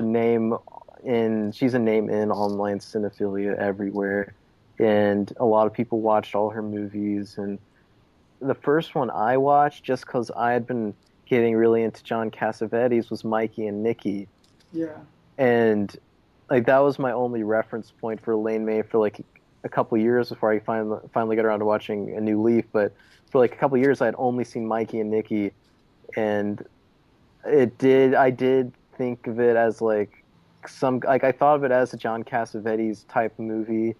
I totally get the comparisons, and I was like, I just kept thinking, even I don't know why it took me so long to follow up, but I kept thinking like, if this is Elaine May made this, like her other work has to be like amazing and similarly like brutal and like awesome. Well, it is brutal, just not in the same way. Yeah, no, I Yeah. agree. But then I followed up with A New Leaf, which is like her most, I guess, G-rated, fanciful. Like it's dark, but it's got more like character acting, I would say, than the others. It's less like the kind of brutal realism, which I think of as like the Heartbreak Kid and Mikey and Nicky. But I think that A New Leaf, I think like because it is kind of so overwhelming, like it is kind of technically inoffensive and like can be enjoyed by a lot of people, and it's got James Coco and Elaine May kind of being shticky and scatterbrained, and then like having Math out the center though being as sociopathic and calculating and intense. That's what really makes that movie for me, and I think it. Well, A New Leaf is the most written of all of her films. I mean, there are speeches in that film Yeah. that are worthy of Preston Sturges. Yeah. Whereas the others have a more improvisational quality to it. Well, maybe not Heartbreak Kid, but then again, she didn't write the Heartbreak Kid. Well, Heartbreak Kid, the quality is it's not necessarily improvisation. It's just it feels really real just because of how the duration of the scenes and just protracting them, Right. and even if everything is scripted out, just the pauses and the like gradations of the step-by-step deterioration of these conversations feels so real. I would love to know if there were any, all of the things that derailed the productions of the other 3 films, and why none of those occurred with Heartbreak Kid, and why they didn't occur. I'm not asking anybody on the panel. It's just totally rhetorical. Right. Because I know nobody knows. I mean, because she's not talking. No, but I really do suspect that it's like that. I think that after New Leaf, the post production of New Leaf, and then the production of Mikey and Nicky, that both times she was very conscious of needing to get out of movie director jail and doing whatever it took to do that, and so. Oh, you mean with Ishtar? You're talking about? Well, yeah, in theory, with Ishtar, trying to play it safe with something plotty, something high concept and palatable for the 80s. And then with Heartbreak Kid, again, my theory of it sort of like mimicking Graduate as like a template. And she was just very focused on doing what people wanted of her. And then each time she proved that, she would go back to doing whatever she wanted to do. Well, I guess Mikey and Nick is the only instance of that. But I wish she'd get to make one more. I bet it would just be insane. Oh yeah. Although she is 82, so she may not have the energy for it. I mean, Yeah. It's possible. I mean, well, listen, if she doesn't have the energy for it, Stanley Donen has even less energy. How 'Cause old he's is he? 90? He's almost 100. Oh Do you know my what God. I learned today at my What job? did you learn today? That's What did actually you not learn how in you school pronounce today? his name. It's Oh, Donen? what? It's dawning. Weird. Yeah. Oh, who cares? What are you? Oh, okay. So This is petty. This is Okay, this is okay, no, petty. Wait, no. okay, How did okay, you okay, learn that? Is there like okay, a no, okay. This is phonetic actually funny. This is funny. It plays TMC into the alphabet? pettiness. So, this is like top secret, of course. But and All right, you want me to cut this? Well, give me a point where to cut it. sure, like now, so like the listeners won't know the end of Okay. the story. Terrific. You were eating up time on this program with that stuff. Well, we That's can't no idea even of put an this anecdote. in now. I mean, No, I can't. Yeah, exactly. Why or are can we put doing in the this part? Maybe we can put in the part about him being a hero. But Stuart, All right. how long until you can use your power to get Holiday for Sinners on? I saw And the- how long until we can actually have content that I can use on this podcast? yeah, I know this is all like horribly boring because I don't do anything. No, it's not probably boring. You're saying I can't use any of it because it's going to destroy your career over classic movies, It's not. I just. and I don't want to do that. I'm just. This is just like fun time. We don't need to think about like content that's going to be recorded for use. Excuse me. I have to edit this. I'm always thinking about the content. I guess that's. True. I can segue us back on topic. Okay. Has anybody seen the Heartbreak Kid remake? Oh no, I couldn't bring myself to see that. You just know it can't be good. It just can't be. I have an allergic reaction to Ben Stiller, so I can't. That's a good allergy to have. Stuart, did you see it? No, Okay. I haven't seen any of those guys' movies. What guys? Guys. Wait, was that not a? Oh, the Farrelly Is that who brothers? did that? It's a Farley Brothers film. Oh, wow. Ugh. Yeah, I'm not a fan of. I liked Dumb and Dumber, but the remake wasn't good. I saw it. It wasn't good. Yeah, I you know, it's. I would just assume they well, forget it. You just assume they remake what? No, I don't even. I was trying to think of something and then I bailed out. Oh, I thought you were going to suggest one of her films, like Ishtar. You know, Yeah. Should Mikey and remake Nicky. Mikey and I think Nicky. there was a talk. Wasn't no, it was Killing of a Chinese Bookie. Sorry, I knew. Yes, Brett Ratner. Yes, thank you. And It's going to remake Oh the my Killing of God. Chinese and Book. I was going to have to make a film called The Killing of Brett Ratner. What if they made a remake of Mikey and Nicky with Will Ferrell and John C. Reilly? You know, I It would actually depress. thought about Will Ferrell during Ishtar because there was something about Beatty with the Southern accent, and it made me think of like Will Ferrell doing George W. Bush. Oh. And I was like, I don't want to think about him. There's a bit of that there. Yeah, the accent. But yeah, it was just like not exactly right, but you know what they were going for, and the kind of sound of that Texan or Southern. Yeah. Yeah, but this is somewhat tangential. Who thinks that Beatty's Howard Hughes film is going to go anywhere? I just can't imagine who. I've never seen a Howard Hughes movie that was interesting to me. Why do they keep making them? The only one that's interesting, and it's not really about Howard Hughes, is Melvin and Howard. Oh, because, right. I still haven't seen that. I because need to. Jason Robards' performance, you know that is as close to what Howard Hughes was probably like than any actor has ever gotten who played it. yeah, Just- it's a very far stretch, but the F or fake, I can. Yeah. It has a Oh, Howard right, yeah, Hughes yeah, tangent to yeah. it that I'll take. But for like biopic or Yeah, Portrait? the Scorsese film and the I don't think I've the finished television that. thing. I like Melvin and Howard's. Okay, if we get on that track, we're not going to stop. So, I know what you're talking about. Yes. I was going to say something about Melvin and Howard, the movie. Well, no, but I was talking about Warren Beatty's upcoming Howard Hughes Well, it's project. off the ground, right? He's actually working on it. Like, it's actually in It's production. in post-production, supposedly. Oh, wow. It's in shot. Yeah. And I don't know if he's playing Hughes at the appropriate age, which would be... Well, I think, actually, Beatty is now older than Howard Hughes was when Hughes died. So...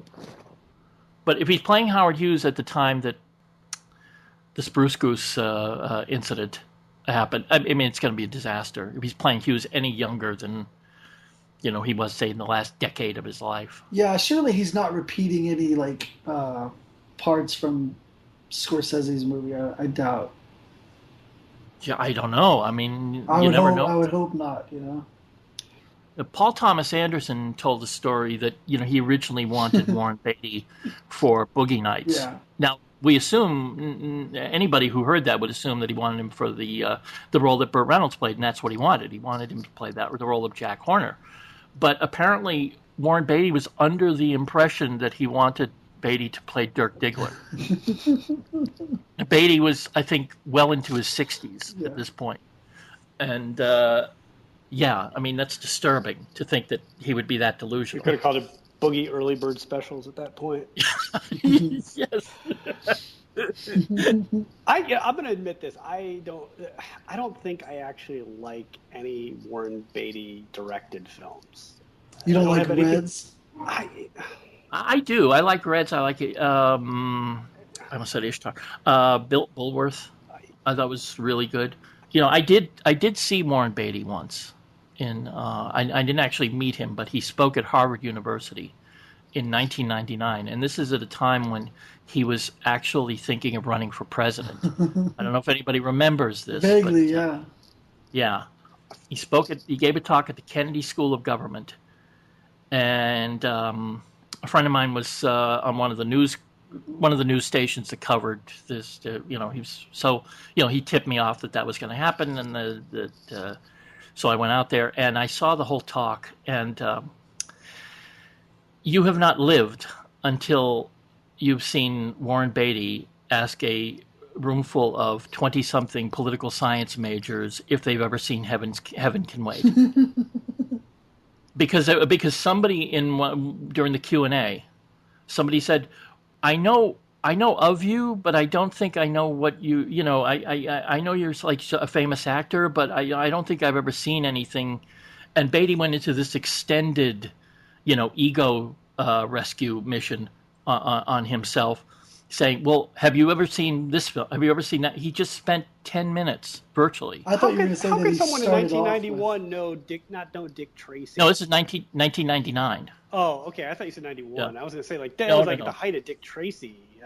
Yeah, no, I don't think they knew about that at that time.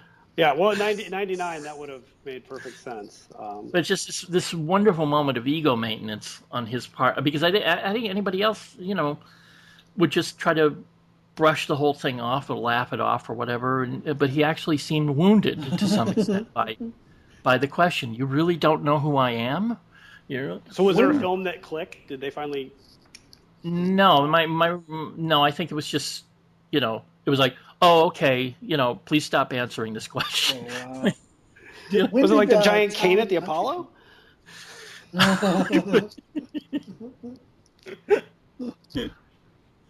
Tom, was that before or after Town and Country? Do you know?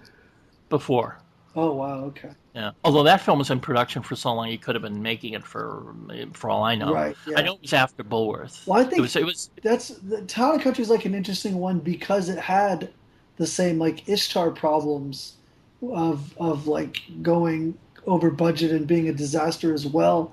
But like, and so it's like how much of Ishtar was Elaine May and how much of it was Warren Beatty? I don't know. I mean, I put it this way: with the stories about Mikey and Nikki, it's easy to believe that whatever went wrong with Ishtar was her fault. Yeah. Though I do think that it's almost certain that Warren Beatty was at least as much responsible for what went wrong on that production as she was. Yeah. Even if just as like the producer letting it get as bad. Yeah, more or less. Yeah. Although he still defends the film, which I think is admirable of him. Well, if he's asking people if they've seen Heaven Can Wait, that would... Yeah, I don't think he mentioned Ishtar. That's right. If he mentioned Ishtar, I don't remember it. Well, did he he didn't start off with Heaven Can Wait, right? Like he starts with Bonnie and Clyde, surely, right? No, he may have started off with Heaven Can Wait. Yeah, I know he mentioned Splendor in the Grass, and I think he also mentioned Dick Tracy. But I can't remember. He mentioned a bunch of titles, and I thought it was so embarrassing. That is embarrassing. That's yeah. Amazing. Although Dick Tracy would be a good guess for a college crowd right then, because then maybe they saw it as kids or something. But yeah, you thought he would have gone with like The Many Loves of Dobie Gillis, right? Get with the college kids, right? The Roman Spring of Mrs. Stone. Yeah. Promise or anything. Yeah. It's like every obscure film. Period. Have you seen The Fortune? Well, what was I going to say about that? Oh, yeah. I mean, if he were to do that, now, first of all, I don't think he could get into Harvard at this point to give a talk. Certainly not the Kennedy School of Government. Nobody knows who he is anymore. Yeah. I mean, there's somebody who really let his stardom lapse. Yeah, he's like right around that same time. I was working like a low-level bullshit job in Hollywood, and one of my tasks was to monitor like the title registration of movies. And every single title that anybody would submit, there'd be like some clash with one that was owned. Like it's always like different company names that own the title registrations. Yeah. And every single time there'd be one that said it was by Mr. Warren Beatty. Like he doesn't even have a company; he just does it himself. But he would just register all these ideas. Like he just seemed to be throwing everything at the wall to see what fits. He's legendary for just coming up with projects and just not pursuing them. Right, yeah. And I remember like reading about him like meeting like with Ashton Kutcher, like when Ashton Kutcher was just like on TV and stuff, and he's just like trying to like connect with like everybody and make sure he's in the know and on top of things. It was so weird, like to then never make any movies. Yeah, I mean that's probably why he entertained doing Boogie Nights. Yeah. I mean, Kill Bill too. He was supposed to be doing Kill Bill. That's right. Yeah. Although, I mean, when I read that screenplay, and this was at the time while Warren Beatty was still on the project, I thought to myself, how is he going to do any of this? I mean, he's 100 years old. How's he going to do these stunts and everything like that? You know, fight scenes and the like. But you know, he dropped out, as I'm sure he was going to do anyway. Well, is he? Yeah. Surely he's the same age as Carradine, right? Well, he's a little bit older now. I feel I read somewhere, and I dare almost not say where I read it. That no, go right ahead. Don't worry about it. Dare. No, Dare. I don't. Jonathan Rosenbaum, right? No. Oh, another favorite punching bag. Go on. Don't worry about that Mikey and Nikki had been like a long gestating project of hers. And that apparently was a play that it started out as a play back in the 60s. Okay, so I didn't just imagine that. I actually read that somewhere. No. And I think I read that in the Ray Carney book, Cassavetes on Cassavetes, and I believe that's where that comes from. Oh. That could be or at least where I gained knowledge of it, that from. Yeah. But yeah, so it was something I actually wrote it well before the film was made. And I always wondered, like, this notion of her writing a play, other than her stuff with Nichols. Did she write other plays? Yeah, she's written a bunch of plays that, I mean, they just don't see any life beyond the stage. Okay. Oh. Yeah, Stuart has just rejoined us. One thing I was going to say is... Would you not yell into your microphone, please? Oh, wait, are you serious? Modulate your voice slightly, if you will. Oh. Proper modulation. Yes. I didn't think I was going louder than I usually do. Would you just go on, please? I'm very annoyed with you. Okay. Wasn't there a screening of Ishtar somewhere in New York recently that Elaine May attended, and it was kind of all her... Oh, if there was, I don't know. What, like Film Forum or something like that? Yeah, apparently it was like some people, well, at least like fans of Elaine May have like considered it a pretty big deal. That like... she actually talked about her film. I think she did talk about it, actually. I would love Richard Brody commented at length about this. Of course, he thinks that Ishtar is flawless and one of the supreme masterworks of all cinema. But really? Yeah.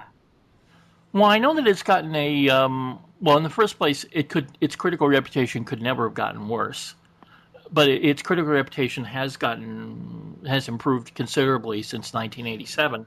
But I wouldn't say that it's as good as Mikey and Nikki. It's definitely not flawless either. Richard Brody has the ability to make anything sound like a masterpiece. Now, including the writing of yours truly. Is that what you're about to say, Stuart? Say what? Oh yeah. Oh no, that's not what I meant.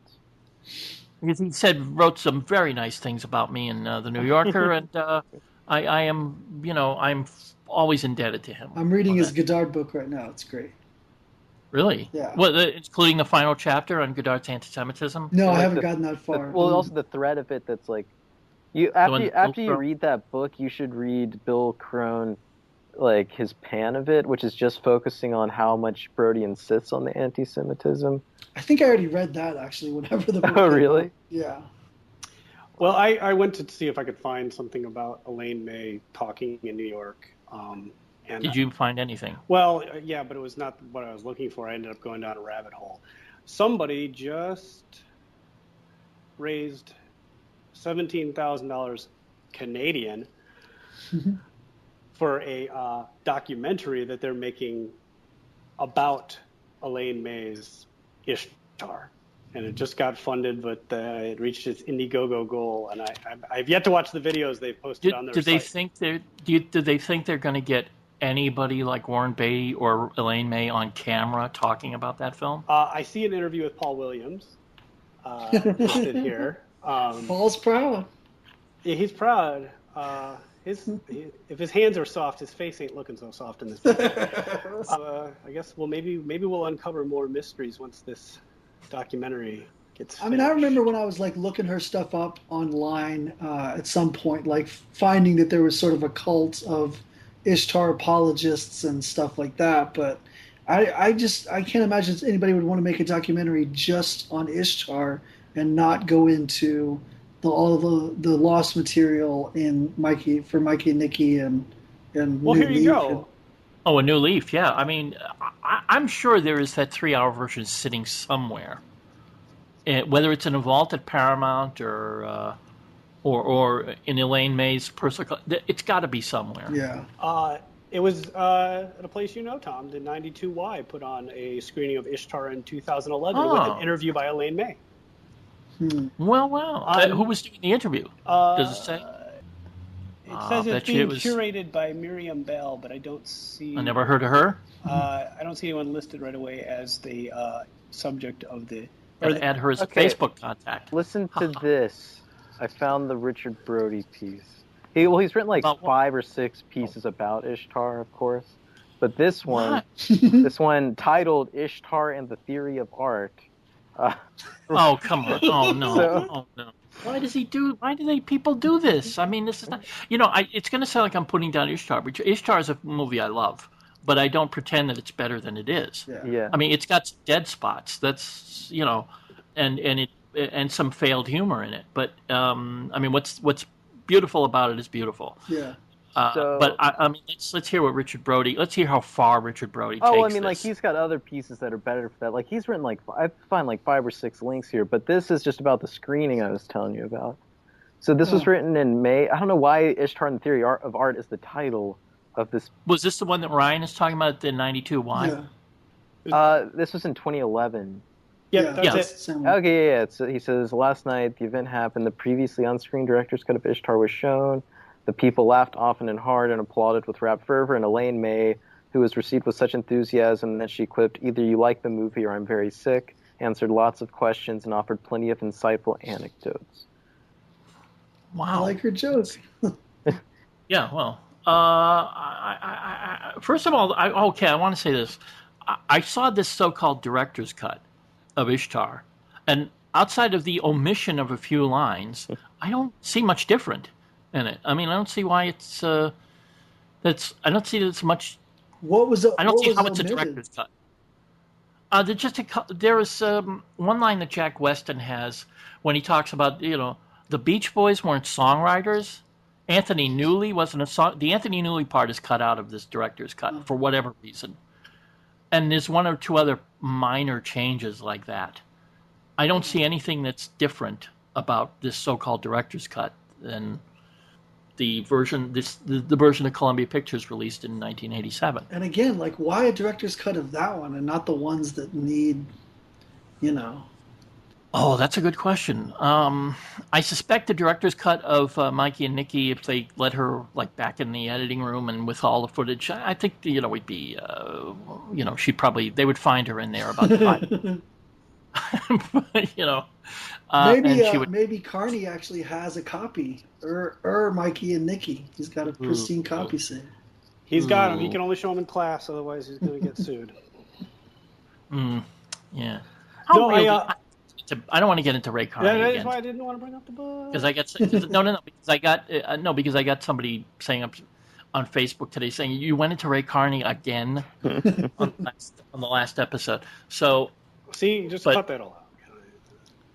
No. I'll leave this part in where I'm saying. I don't know if it's the same thing you found. I did find another interview or segments from her interview that night where she talks a little bit about the film and mentions some of the things we talked before about how Putnam was sandbagging the film. So going so far as she says to actually releasing the budget to the film. Oh wow! And so people can see it. I feel like I read a book by Putnam. Does anybody know if he wrote? There's a book about there's a book about David Putnam's tenure at Columbia Pictures. Maybe that's what I read. That goes into all of this. Yeah, that goes into all how he tried to sabotage that picture. Hey Tom. Yeah. The moderator was David Schwartz. Never heard of him. Now you have. All right. Well, okay. I thought maybe it would be Jonathan Rosenbaum. Like he would come down from the tower to, talk to. I feel like I've seen Elaine May interviewed for like the Reds DVD or something where she's in sunglasses. Some video of her being interviewed, but I don't remember what she said or what it was for exactly. Does anybody remember that? No, I don't. Although that would be. She doesn't usually acknowledge her work on other people's films. Yeah. I think in that case, since it's Beatty, though, they're sort of back and forth with favors now. I guess, yeah. Well, I mean, their careers are certainly equally moribund. Although she still writes plays, so. Stuart, what are you doing? I'm very, very You're texting, sorry. aren't you? You're texting, No, aren't you? no, this is even worse. What are you doing? So, like, you know how you just said that we're talking about Ray Carney too much? Okay. Well, at this exact moment, like, okay, no, like, a little before this exact moment. Just spit it out. This guy on one message board is praising one of his books, and I'm arguing with him. So it's just a fruitless and petty activity, but it has to while we're recording. Well, let me now I'm beginning to have a much more benign view of what Joseph Garza Medina used to do on this podcast, because it seems that everyone who hosts this show with me ends up doing this. They end up doing something else while we're recording. I feel so. No, you don't. I mean, I feel bad about it. I'm not proud. No, I'm not proud of it. I don't believe. Well, like why would? Okay, maybe. Like, I'm sorry. I'm so sorry. Well, how about this? Why don't you stop? Okay. Get your head back in the game. Okay. I'll leave this sentence just dangling here. Yes, leave it dangling, because I'm sure the person who you're addressing it to isn't going to pay attention to it anyway. And think about it. Are you going to care about this argument like tomorrow? Think about it, Stuart. Well, this is actually. See, here's the thing. It's like he's already responded to my first post. That's actually kind of a civil argument, and now I'm trying to kind of correct something that I think is just like he just doesn't remember about this book, which is that Carney does do a metaphorical reading of Killing of a Chinese Bookie.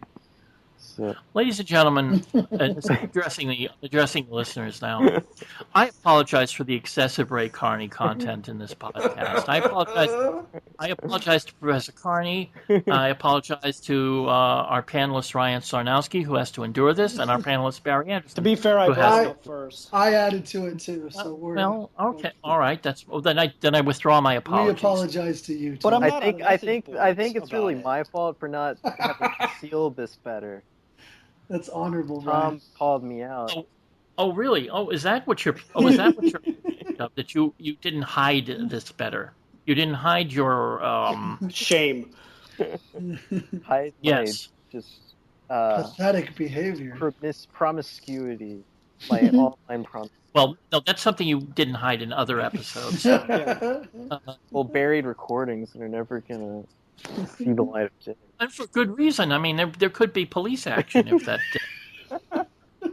I'm protecting you, don't you understand? Dude, my life is in your hands, Adam. I should Well, behave myself. Yeah. Life and career. Well, listen, it's just what can I say? It's let's try to get back on subject because Barry needs to get out. Well, I first learned about Mikey and Nicky by reading Ray Carney. So now, why is Well, I mean, why Ray is it? Carney is kind of relevant in the sense that he does think Elaine May is like one of the unsung geniuses of movies. Yeah, okay. See, here's the thing: we're beating up on. I don't know why we're beating up on someone like Jonathan Rosenbaum in this context because he actually is right when in his praise. Well, not with the Stroheim stuff, but taking her seriously as a filmmaker, which very few critics have ever done. I'm not beating up on either one of the guys. I actually, I mean, when I was young and could, first, I don't know, started watching non-Hollywood movies, I guess, or like not the mainstream ones. It was by reading their lists that I found other things to go watch. It was the influence of a couple other like friends who were a little bit older than me too, but they were guides to go find other things, and I don't know if I always bought completely into what they would say about a film or reading a film, but I just enjoyed having kind of a task set out. Go find these films. These are things you need to see. And there was also a challenge at that point. Because, I mean, we're talking about 95, 6 maybe, right? Yeah. Tracking down a copy of Mikey and Nicky was like a It was very challenge, difficult. and it was there was a lot of enjoyment we got when we finally found this video store on the outskirts of Tallahassee that was like literally a house. You went from room to room in this video store, and you would find crazy movies that were hard to find at that time. And there was that giant clamshell case by Warner Brothers with Cassavetes' face in Falk's profile and a target between the two of them, and you're like, whoa, okay, I had it, we found it, we got it. We finally got to see the movie, and it was after probably weeks, if not months, of searching for this film, and then it pays off. It was great. It was amazing, and that led me into Cassavetes, and that led me into other Elaine May films at that point. So that was your first Cassavetes too?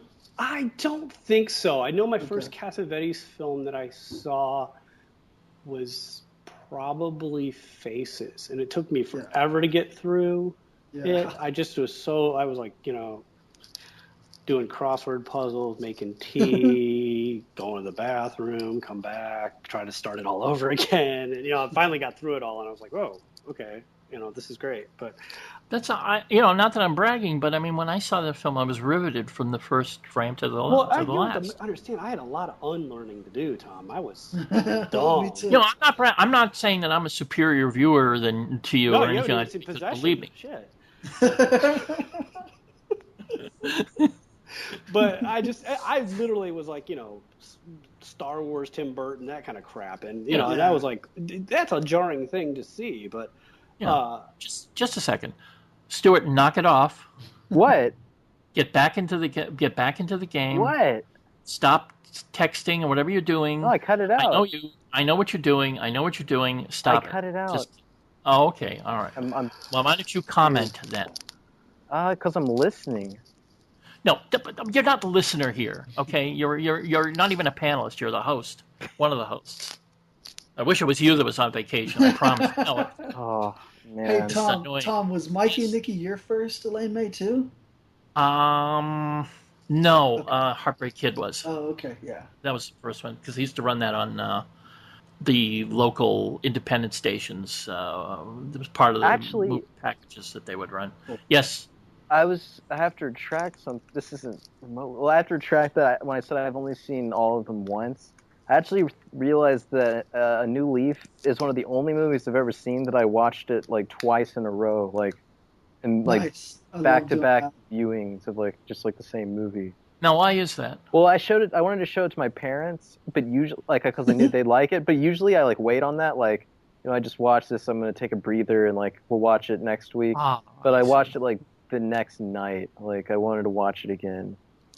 So Oh, I thought you were talking about like as soon as it stops, you just start it right no, over. I can But I never thought you do meant- that. I've done that a But couple I mean, like times. night. Okay. I consider like the next day to be like Yeah, you I've know. done. I like that the next day review too.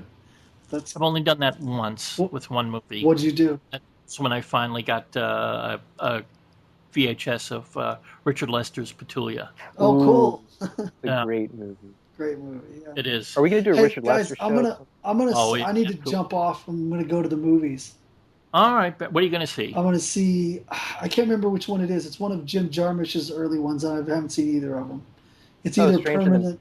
I think it's Stranger Than Paradise, but it might be Permanent Vacation. I can't All remember right. which one. Oh, okay. Personally, I would be ashamed of myself if that's why I was leaving. But that's, Hey, Uh, it's Dallas. I got to take whatever repertory shit they put out there. yeah, I guess I can see that. Yes. All right. Well, thank you, Barry. You're going to be on again. No, Ryan's going to be on next week. No, I'll be back for Manelli Melodramas. Yay. Okay. Wait, good. wait. Alright, How many guys. people? Oh, okay. Thanks Later. so much. I'll talk to y'all later. Bye. Take care, Barry.